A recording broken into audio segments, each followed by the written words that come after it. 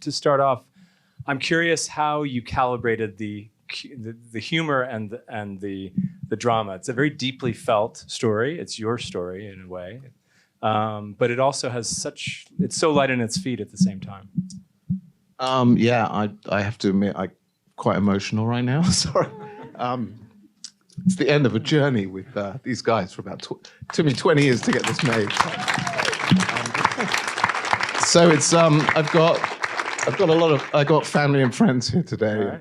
Many of them knew me when I met Hervé, and so it's just a really nice thing 20 years later to make this film. And I just never thought it was going to get made. So I was watching the scene in the hotel room, and the way Jamie and Peter did it was exactly the way it happened with me and Hervé. Those lines when I said to him, "I'm glad I stayed," and Hervé said, "I don't feel so alone now," and it just broke my heart. And so to be able to kind of bring the story out of my memory and into the audience is something just it's hard to really describe. But so I'm just very proud to be here, and I love these guys because I'm just talking about them for a minute before I completely lose my shit. I think that's happened, let's face it. It's like, I think for me, a great performance is always, the question you must ask is, how much can I tolerate revealing? And for both Peter and Jamie, it was really personal for various different reasons, some obvious, some not. And they really were willing to go there so that the audience, so that you guys could be brought into the story. And it's so fucking hard to really expose yourself and be vulnerable like that. So I just want to say to my actors, of whom I'm so fucking proud, thank you for being this good.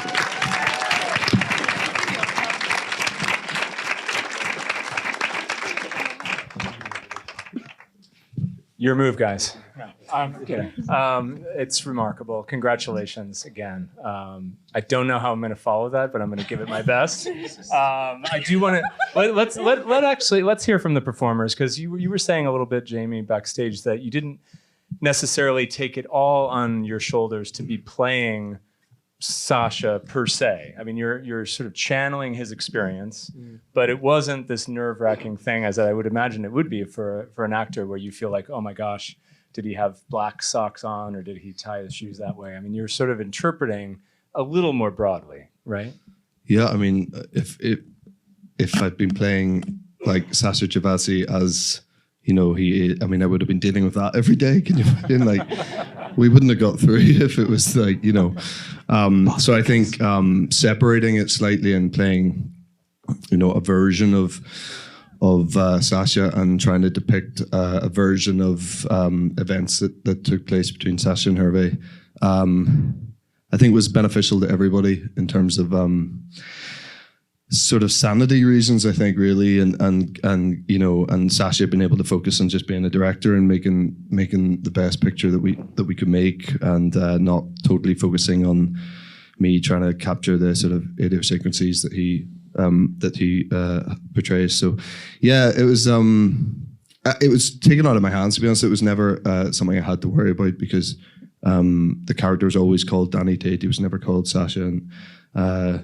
it always felt like it was open for me to do my own thing with it.